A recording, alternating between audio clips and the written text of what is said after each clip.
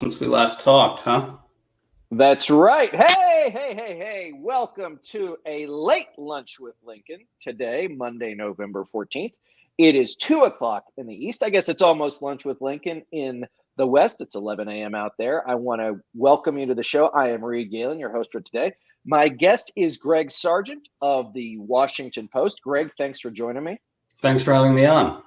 So, Greg, I'll take some, I'll give myself some grief here. This is the second, maybe third now election cycle in a row where election day, night, the week after really didn't play out the way maybe I thought it did, but maybe I didn't really know how they would play out to begin with. So from your perch there in the greater Washington, D.C. area, how do you see the world here 6 days after election day? Well, I was very pleasantly surprised by the outcome. I did predict pretty much the way the Senate went. I expected Democrats to end with a 50-seat majority. And now it looks like they could get 51, but I was expecting serious losses in the House at the same time. I figured that these Senate Democratic incumbents would be able to hold up against, something approximating a red wave. I did think that was coming, and I was wrong about that. And I also did not expect the MAGA extremist attacks on democracy to matter to swing voters as much as it did. And I also thought abortion was going to fade as an issue, but none of those things happened. So, pleasantly surprised. I think from our perspective too, is that, you don't often, I'd be almost positive I said it in all of the survey instruments, Greg, that I either wrote or helped write or edit in the however many years I've now been doing this. Democracy was never on the list of issues that matter to you. Does that make sense? It never had to be. I think we all took it for granted, clearly. And I think that it's one of those things where some people say, democracy is too hard to explain to people. It's too big. It's too nebulous. I take it from the different perspective, which is it is the beginning of everything, which is if you don't have it, none of the rest of the things you care about matter. And I think that maybe it was unconscious, maybe it was conscious, but somehow it seeped through. And I think you're right on Dobbs or voting rights, right? Maybe we didn't see, because remember, many of those laws in Republican control states were passed in 2021. And then the abortion stuff that all took effect, the trigger laws in many places like where I live here in Utah took effect. But also I think that, maybe it wasn't democracy, in the word, but it was the idea, especially let's say for so many younger voters, that especially with women in this country, right? They woke up on a Friday morning as free as anybody had ever been in the history of humankind, and they went to bed and they weren't. Right. I think with democracy, your point about that being sort of the source of everything is well taken. My fear was that swing voters fundamentally wouldn't believe democracy was actually under threat. And it seems that they did. I actually talked to a bunch of Democratic pollsters and consultant types maybe a week or so before the election, did a piece on this. And they were saying they were feeling pretty gloomy about the prospects for making voters believe that democracy was actually under threat. And what I heard reported back to me kind of pretty steadily was that a lot of swing voters would respond to concerns about democracy with something like, our institutions are pretty strong. Those candidates who are still kind of doing the election denial routine, they're just being childish. Both sides do it. Both sides manipulate democracy. And so there was a fair amount of gloom among Democrats about the prospects for making, this into a voting issue. And right. It turned out that it actually was. I think Nate Cohn, argued pretty persuasively that in places where democracy actually was at stake, you did see concerns about it echo in a serious and meaningful way among swing voters. So it was a good night for Democrats and for democracy. Tom Nichols at The Atlantic said it bought democracy breathing room, which I think is the right way to think about it. I want to get back to that in a second. But also, again, a former Republican, now independent, and lucky enough to not have to live in the district or its environs, do you worry that Democrats will take the wrong lessons from this, which is, we saw, a coalition not unlike that elected Joe Biden, right, of Democrats who were enthused, younger voters who came out in droves, strong performances by communities of color, and enough Republicans and independents that came across the line. Are you afraid that Democrats now will say, well, look, this is people really wanted all of the stuff, as Elizabeth Warren said in the New York Times this weekend, that, they really want a progressive agenda in America, which it doesn't say to me. It says they were presented with two options. One was unpalatable in every way. And the other one was like, okay, I guess, what do you see? Well, I don't really know whether there's any way to read the results one way or the other in terms of what it means for impressions of voter conclusions about the progressive agenda. I mean, I think that voters were sort of given a choice. Are you going to vote your anger about the economy, or are you going to vote in these lunatics instead? Right. And so it seems to me that the inflation stuff obviously created stiff headwinds for Democrats, but in localized ways, in specific places, the kind of extremism of some of these Republican candidates outweighed that. And, Democrats did uncommonly well among independents for a midterm, particularly one coming 2 years after Democrats took power. And so, right. I think you got to read that as those independents deciding that the election was a choice between crazy MAGA candidates and Democrats who were flawed. Now, right. Democrats, but flawed, but at least normal. Right, flawed and right, exactly. And so, Democrats didn't really campaign that overtly on, I don't know, the COVID rescue package that passed at the beginning of Biden's term. I think there was a lot of economic messaging, right, which is, by the way, a missed story of this election. I think Democrats did campaign pretty aggressively on what was done in the Inflation Reduction Act, right? But it's hard to say whether that's it's hard to extrapolate from that what voters concluded about progressivism. I don't know how you would do that. So it was interesting, because none of this occurs in a vacuum. And so, there were concerns about inflation. There were concerns about gas prices and the economy, and those are all legitimate concerns. The Republicans didn't do anything to tell anybody what they were going to do about it, right?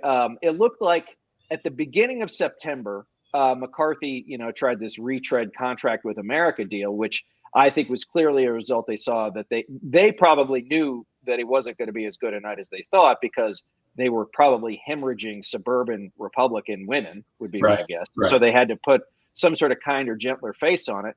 They tried it for about 4 days. It was a total debacle. So they gave up on it.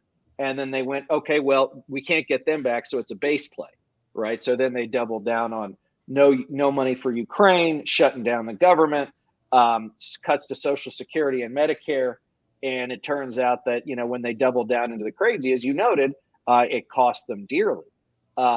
Because, a plan will beat no plan, and they had no plan. And now, we see it looks like, Greg, that it will be a 3-seat majority in the U.S. House. And as I said earlier today on Twitter, and I want to talk about this from your perspective there in Washington, is, there's probably no better representative sample of the base of the Republican Party right now than the Republican conference in the House. Well, it's going to be quite a shit show, that's for sure. One other thing, just about what you said before, people kind of forget this, but Mitch McConnell was very clear in letting the world know that he understood that they had a serious problem with suburban voters, right? Remember when they were negotiating the gun deal, the bipartisan gun deal that eventually passed, McConnell said explicitly something, it's no secret that we have a problem with suburban voters. And so what he meant by that is the reason we're doing something on guns is because we look terrible to these voters. We don't look like we're fit to govern, right? So McConnell knew that was out there. But now, McConnell is, he's going to be, if he's going to be minority leader, we should make that assumption. He might be unpopular with Trump and the base, but he's a survivor. He'll either be at 50-50 again or 51-49. But let's move back to the House for a second, because I think I said back in March, I didn't see that there was any way that Kevin McCarthy would ever be Speaker. With a 3-seat majority, and plenty of sort of Freedom Caucus weirdos out there saying that they don't like him. How do you see that playing out? Well, I think one thing that's really an interesting subplot to all this is how catastrophically Kevin McCarthy's bet on Trump failed. Right? I mean, let's go back to what happened just after January 6th. I mean, remember, it's been reported, I think, in Robert Draper's book that McCarthy thought that the Trump supporters invading the Capitol were going to kill him. Right. That's what he believed. And then he privately concluded that Trump should resign. And then after that, he made this kind of very public pilgrimage to Mar-a-Lago, where he patched things up and essentially absolved Trump of the trauma that he had put the country through. In front of everybody. And then he spent the next 20 months or so helping Trump cover up his coup attempt and his, attempt to incite violent insurrection. And so, McCarthy had plainly calculated that the Trump constituency in some form or other was essential to his hopes of winning the House, right? And now that, the majority is only 3 seats, the ultimate irony here is that the Trumpists smell McCarthy's blood in the water. They're going to knife him as soon as they can. So, in fact, we're already hearing talk about him being knifed. And so it's just kind of a kind of peculiarly delicious form of poetic justice here, that after shilling and covering up for Trump for 20 months, he would now get knifed in the back by the Trumpists themselves. Well, and as I heard earlier this year, probably in the late spring or early summer, that McCarthy was still going around to major Republican donors, to these $100,000 a plate lunches and dinners, saying, like, I need your money because I need 20 quote unquote normal Republicans. And when I heard that, I told the person, like, you got to call your friends and get their money back. That's never going to happen. Like, he is lying. Like, he has, I don't know what polling or whatever it is he showed them, but it is all made up. It is all fiction, right? Somebody in a political office at the NRCC wrote that crap, or at the Senate, the Congressional Leadership Fund, because it is not true. It was never true, right? Even if they had picked up 5 or 10 more seats, Greg, those weren't going to be quote unquote normal Republicans.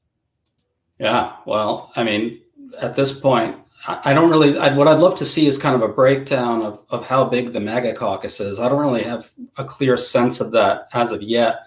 I guess, a lot of, I think the ranks of the election deniers in the House have grown, right?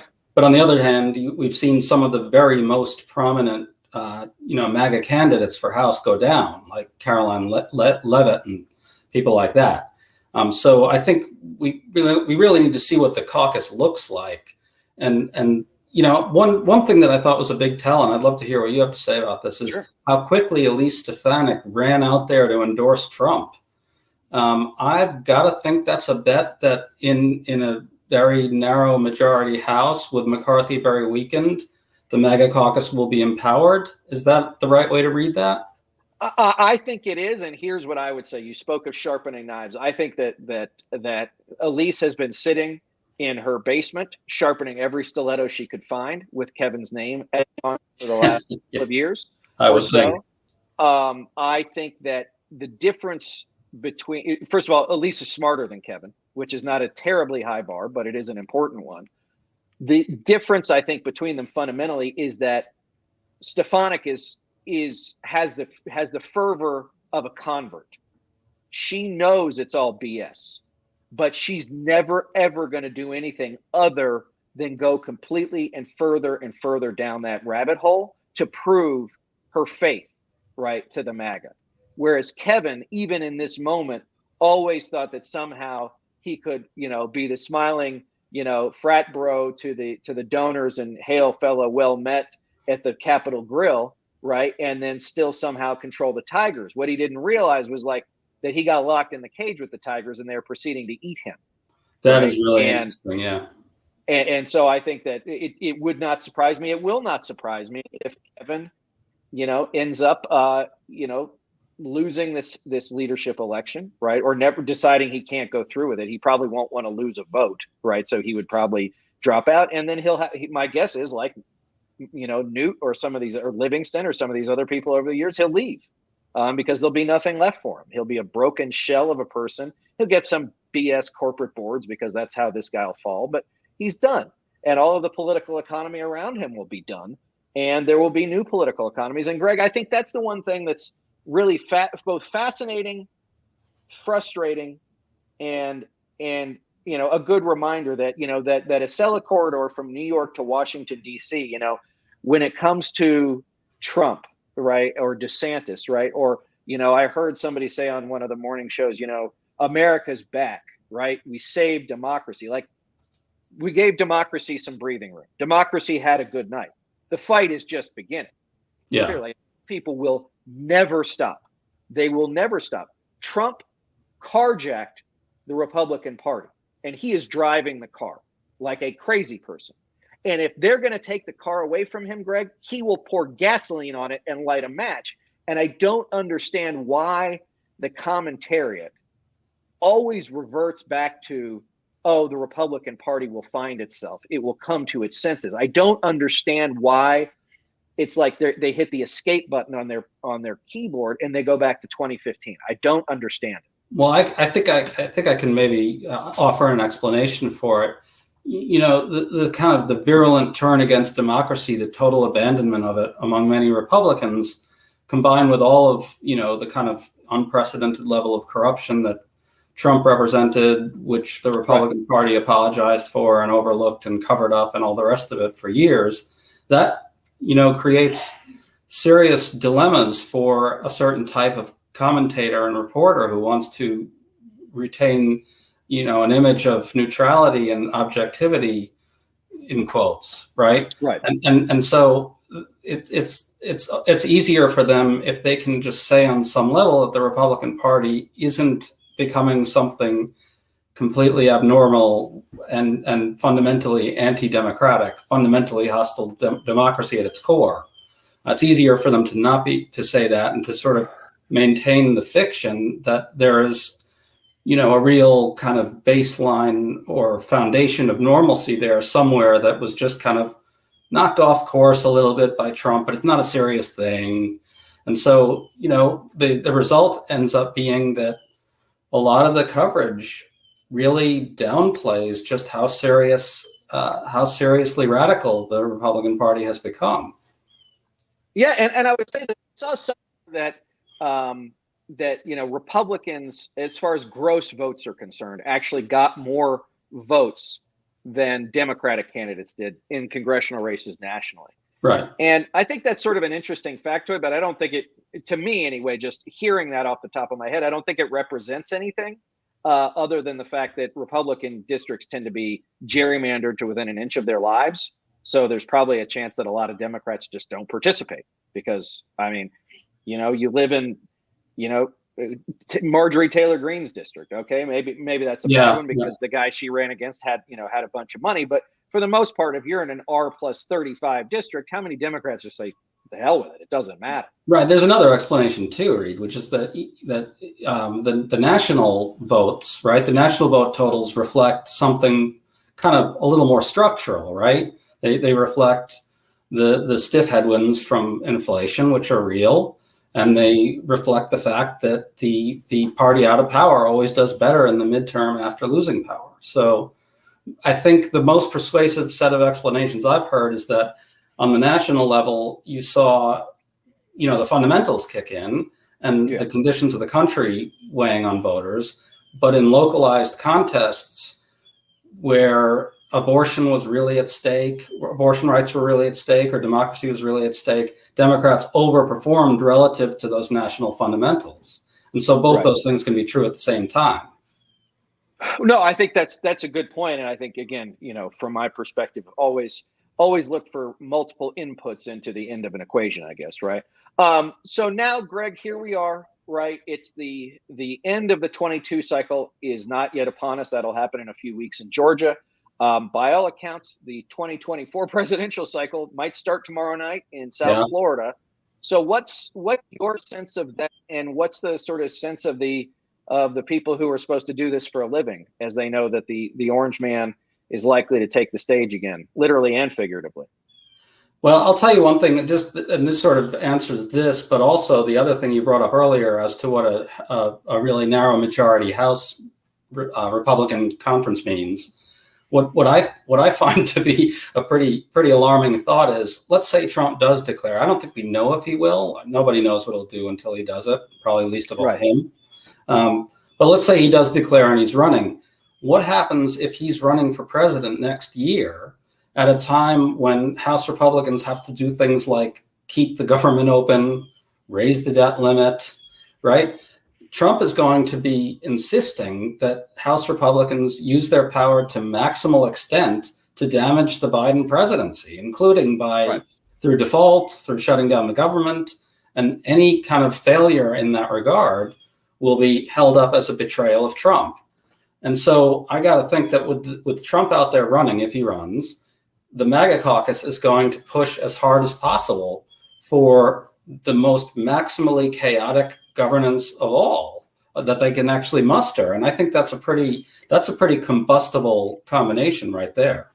No, look, I think you're absolutely right. And I think this goes back to what I was mentioning earlier, which is for all of the people, and I know that they're earnest, right, in their belief and their desire, in fact, in their need for the GOP to sort of reform itself and come back to sort of center line. But the truth is, to use an astronomical analogy, this is like a dwarf star, right? It's going to get more compact, it's going to get more extreme, it's going to get hotter, it's going to put off more radiation, right? And it'll either collapse on itself into a black hole or it will go supernova, right? But we don't know yet. But the point is, exactly to your point, which is, they are not going to be more normal, right? The Marjorie Taylor Greenes and Jim Jordans and Paul Gosars of the world, right?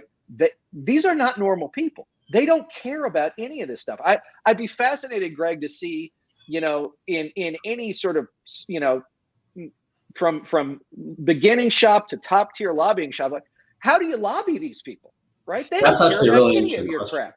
They don't care about any of this shit, right? You're going to give me $5,000? Take it. I don't care. Right? Yeah, I think you're putting your finger on a really important point, right? Like, so compare this class, this kind of the MAGA caucus to, say, the Tea Party, right? Right. The Tea Party movement was driven heavily by racial backlash to the first African-American president and so forth, right? But they sort of had like a nominal set of fiscal principles that they kind of represented in some way or other, or at least pretended to, right? These guys don't have any of that. Marjorie Taylor Greene, Gosar, that whole crew, they don't have any actual principles of any kind, right? They're gonna, to them, right? Like, so previously you could actually get the Republicans to back off on the debt limit by making actual concessions to them, right? I mean, I thought that was a terrible thing that happened, but at least it could be resolved, right? You could get out from under the threat of default by agreeing to spending cuts or whatever. In this case, the whole point will be to damage the Biden presidency in order to pave the way for a restoration of Trump. Like, well, so I think it's worse than that. It's not just that. It's that they're all nihilists, and in the mold of Steve Bannon, they're all Leninists. They want the thing to fail. That's what they want. Well, that's part of the Trump restoration, right? You bring it all crashing down, and then the strong man rises again.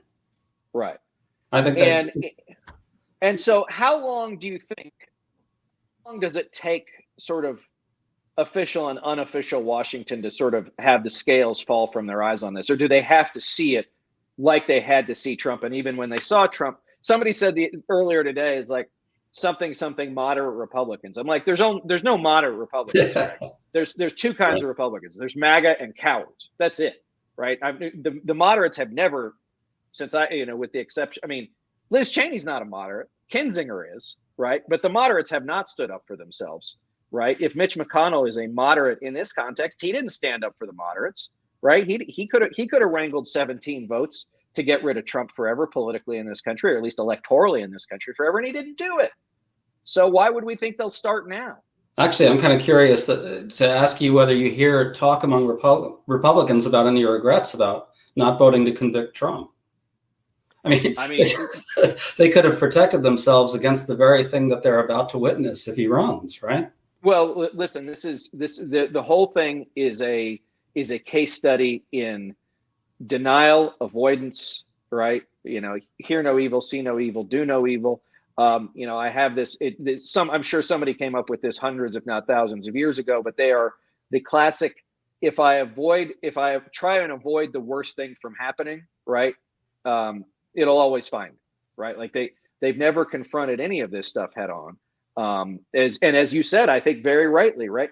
When McCarthy chose to go down to Mar-a-Lago and take that big smiling picture with Trump, he gave everybody a free pass, and he thought that's what he needed. And remember that it was at the end of 20 that it was McConnell's people that said, if we could just combine the fiscal, sanity and policy responsibility with the craziness of Trump supporters, we'd have a ruling majority, when they didn't realize that like zombies will always eat your face, right? They will always eat your face. They don't like, oh, you're a really smart person who has good policy ideas, but your face looks tasty and I'd like to eat your brain. Like that's what they do. Yeah. Lindsey Graham, actually, there's a quote from him that I still feel like doesn't get enough attention.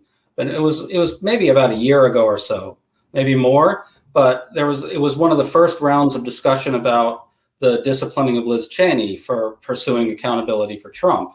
And Lindsey Graham, who sometimes tells the truth in strange ways, said something like,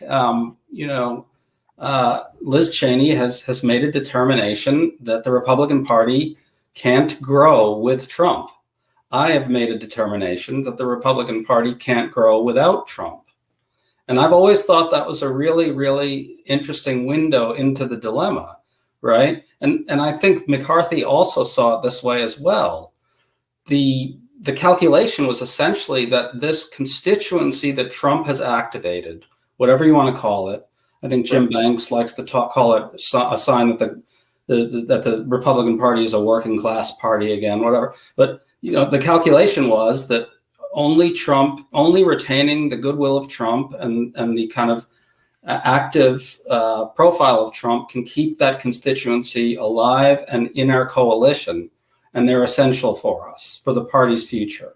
But now it's looking, it cost them, I think, pretty dearly in this election. The MAGA constituency didn't enable them to win the Senate.